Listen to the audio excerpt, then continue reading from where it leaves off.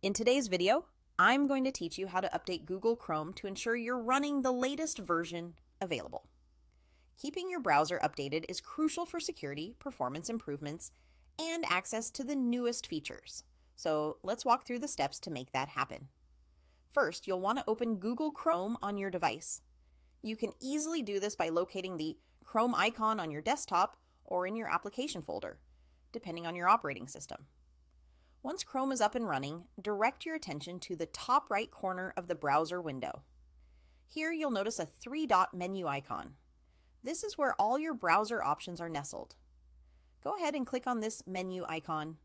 As you do so, a drop-down list of options will appear, providing access to various browser utilities and settings. Focus your eyes towards the list to find and select the Settings option. This will open a new tab dedicated to the settings of your browser. In the Settings tab, you will observe a side panel on the left-hand side. This panel is your command center, offering you a variety of categories to configure your browser experience. What we are interested in today is the About Chrome section. Select About Chrome, which will navigate you to a page where you can check your current version of Chrome. On this About Chrome page, Chrome will automatically initiate a check to see if there are any available updates.